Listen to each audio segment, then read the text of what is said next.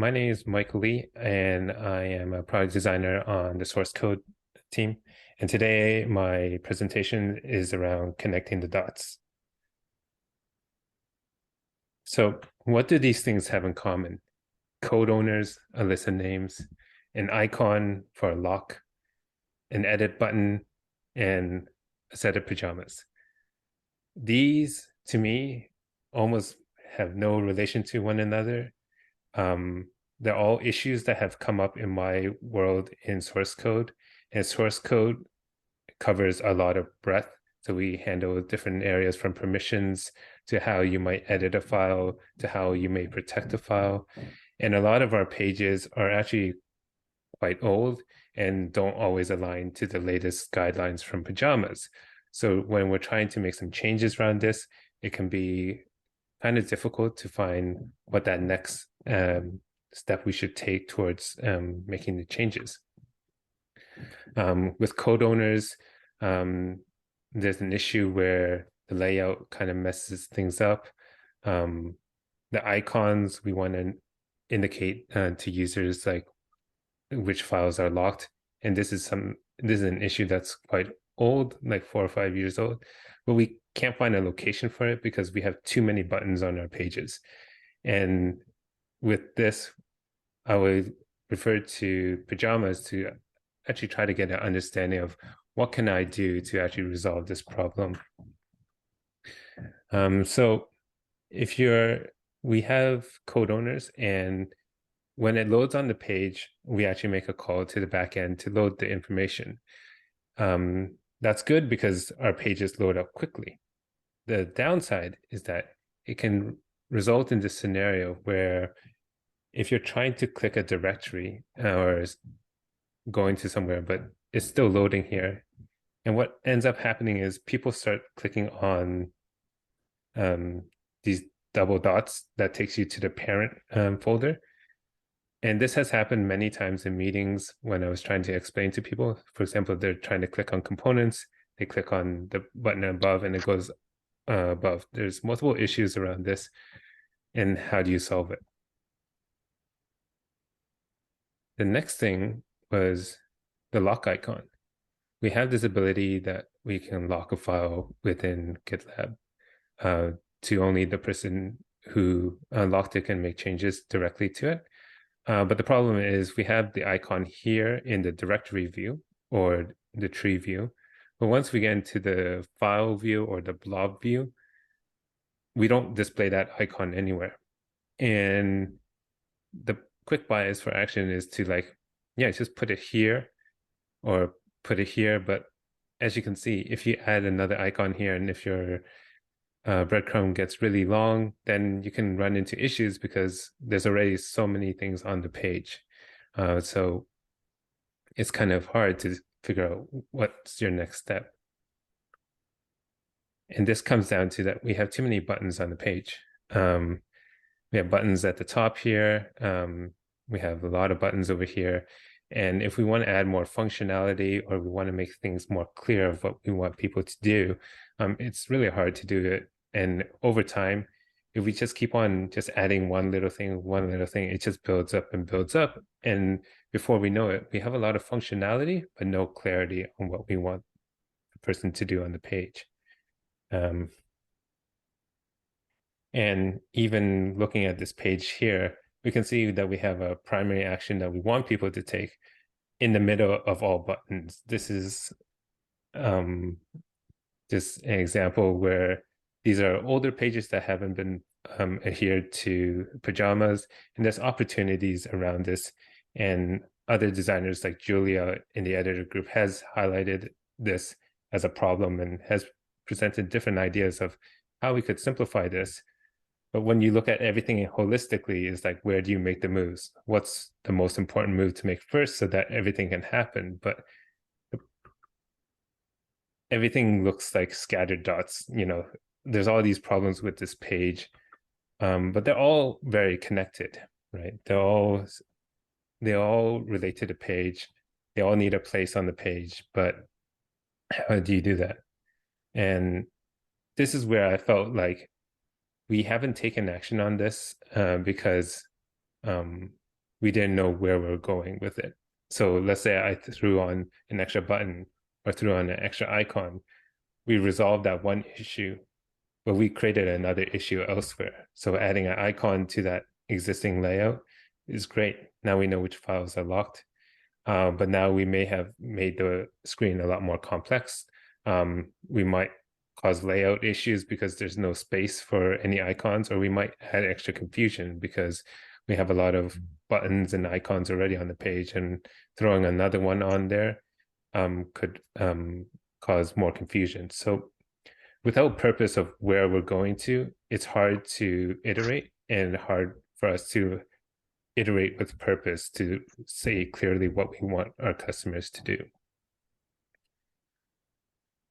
So what did I do? This is what was in my head for like 6 months once I joined the source code group. But it's only recently that I actually put everything into an epic. And this is what this whole talk is about, is actually we have UX roadmaps, which is our bigger thinking about where things should be, our North Star vision, which is about a North Star of larger features within the group. But sometimes there's like these smaller aspects that we want to group together. And this is actually a good example of when to use epics to group things together so that you can see, maybe not to yourself right away, but how all these different things that are related to here, directory and single file pages, all relate to one another. And it's also a very transparent way to share this with your team. Because for a while, it was just all in my head that I know that like all these things affected one another, but I never had a clear way of presenting this to my group.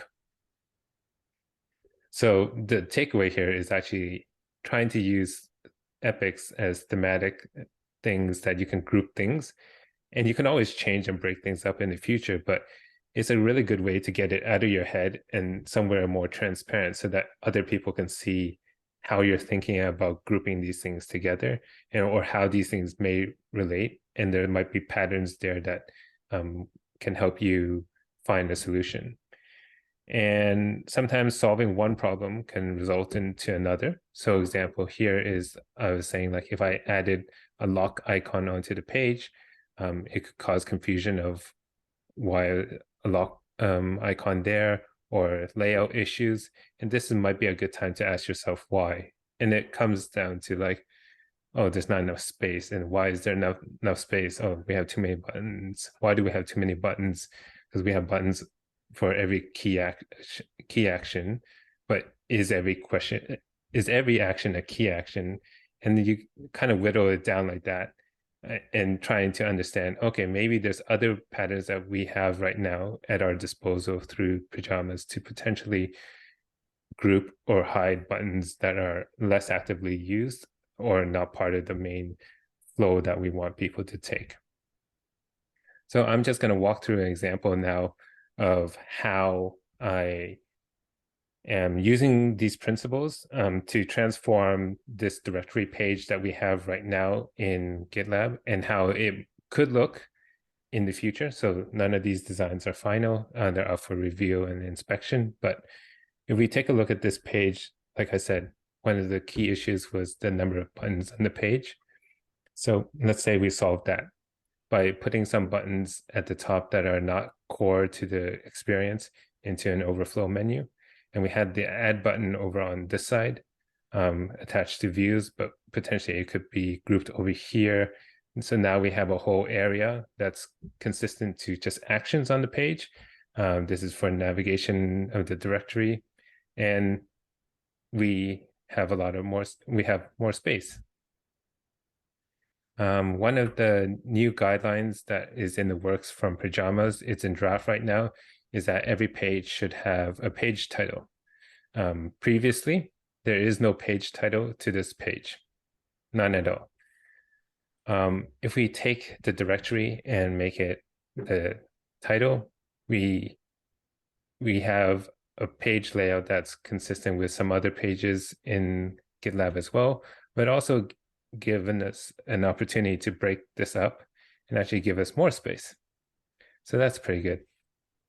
And with code owners, potentially one thing that we've seen in other platforms, the problem that the layout happens is that when this thing comes out, it pushes the content down. So one potential idea, I'm not sold on this yet, is to just display this. It can load asynchronously, but whether it shows up here won't affect the layout of the page because it would only appear in this line. So we eliminate that issue of if I'm trying to click on this and it pushes the content down and I end up clicking this back up to directory.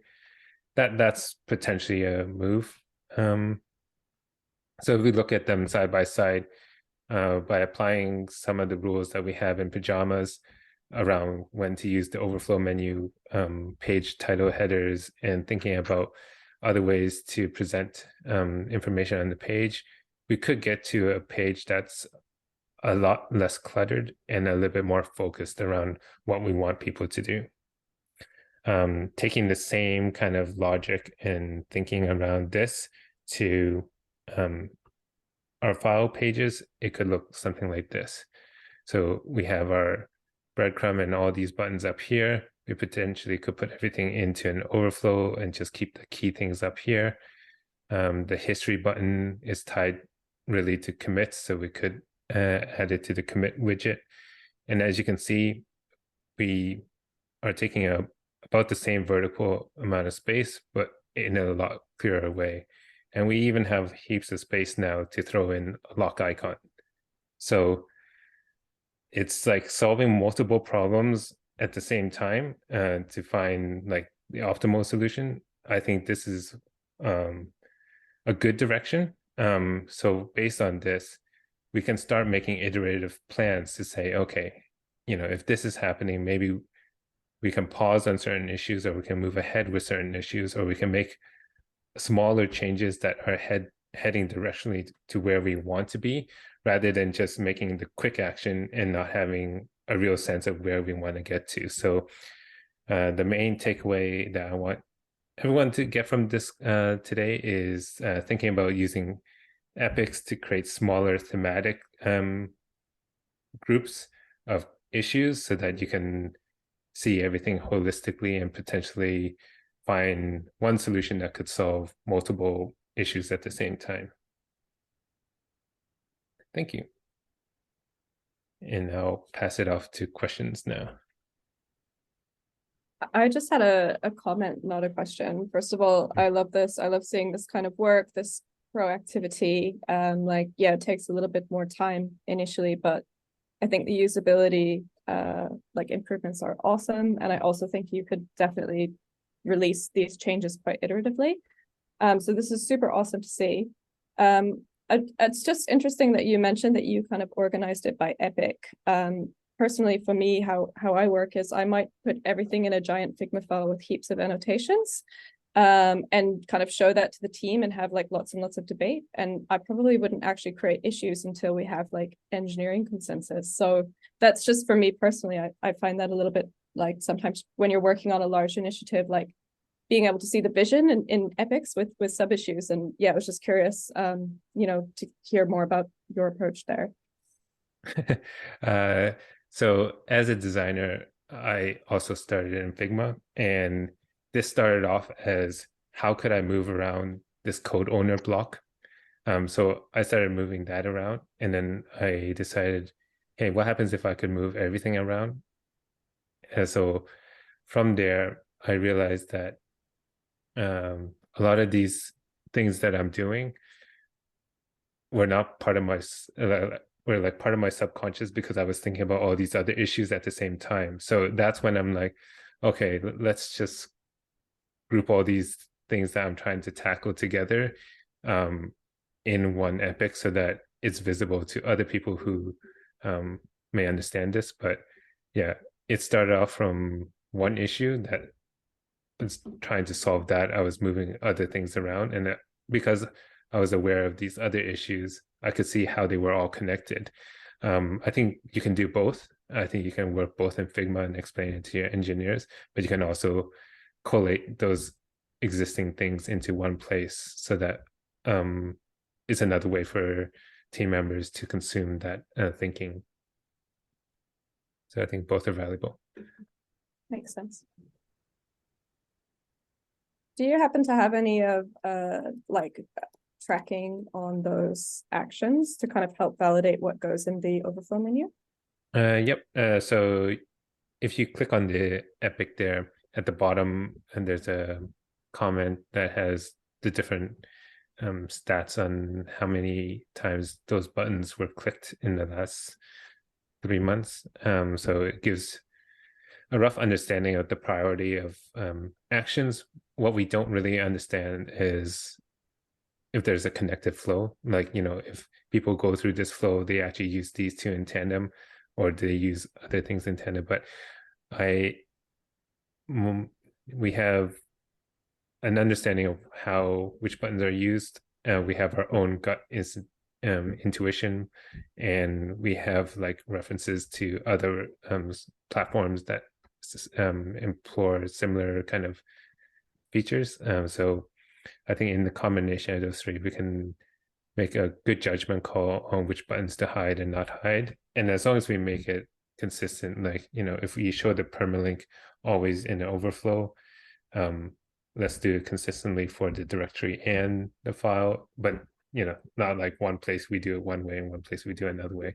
That's the thing that's going to cause confusion.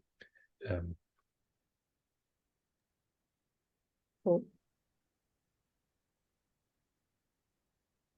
I just had a comment as well that I really love the design, the new design, all of the changes that, excuse me, I think are really good changes. And any work that we could do to stop that GitLab interface like jumping around as things load is excellent, because I hit that literally every day as a GitLab user. I'll be clicking through with muscle memory, and then things will be jumping around and I'll misclick. So anything we can do to resolve that is excellent. I think things like code owners are usually not that critical to have on every display up front. So anything like that is really good. And yeah, I'd like to see the changes actually happen that you've previewed. Doing it iteratively is great, because that means that we can keep up with the docs changes that would be required as well. Because yeah, if you could drop all that at once, then it'd be great, but it would impact quite a lot of different functionality. So doing it iteratively, even though it's a bit slower and it's not the final result as quickly, is definitely good from a docs perspective. But yeah, any of those asynchronous tasks that we can sort of hide away are excellent. Yeah, thanks for that feedback, Evan.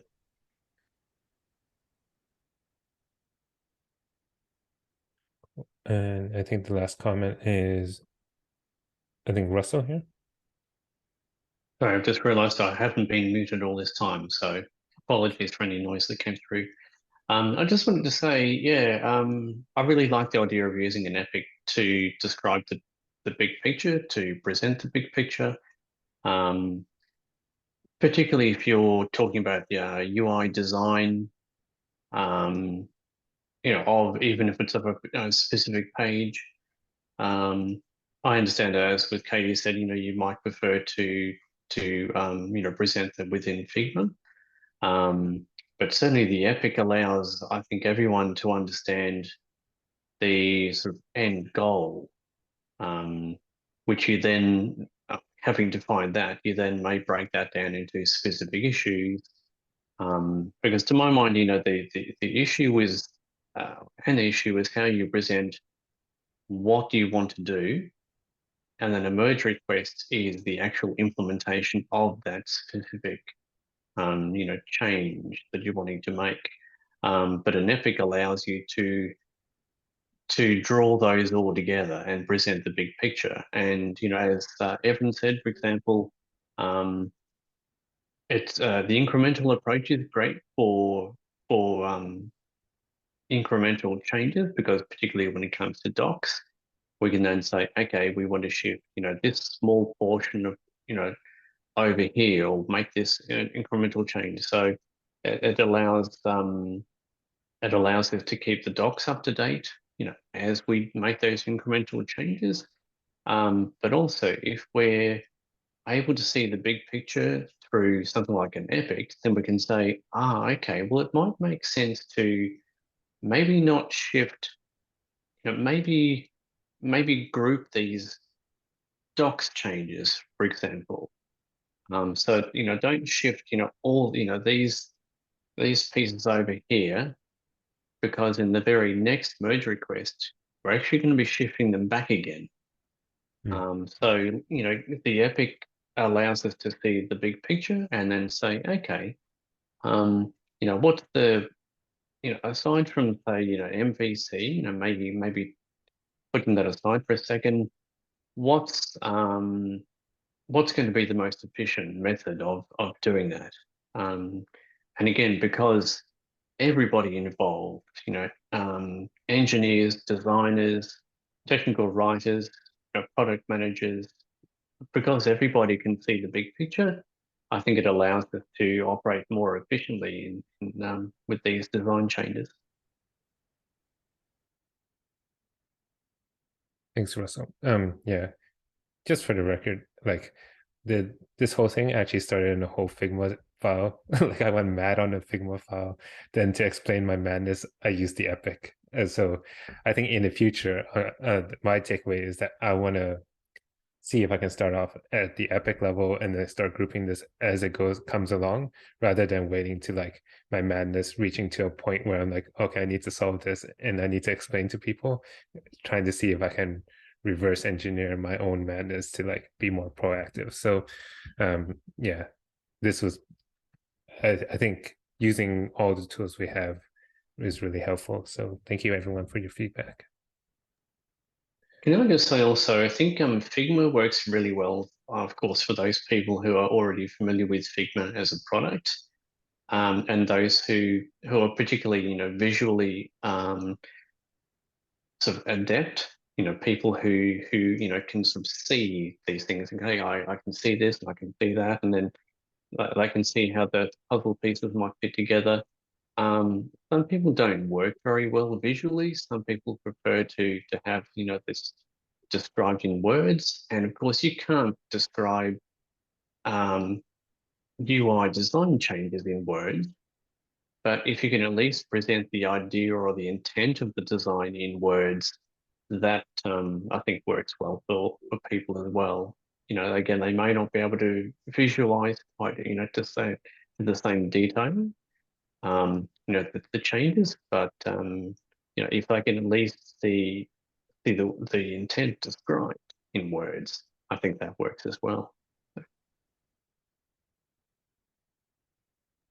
Yeah, And that's a I perfect. was thinking basically the same thing as Russell there, that Katie said that she likes to work from Figma for the most part. Michael was doing epics and issues, and for me, I was thinking the same, that for designers probably working from Figma works very well, but for me as a technical writer, I do like to be pinged in an issue, have a lot of the text, maybe a couple screenshots taken from the design, and that helps me a lot.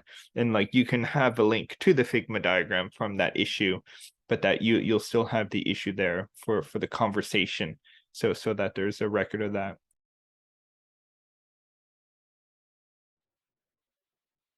Yeah, Right, we can we can chat in Figma, and have definitely done that. The good thing about the issues, eventually getting it to an issue, is that it's more transparent and more accessible. But yeah, I quite like seeing the end game as well, which Figma is quite good at giving you.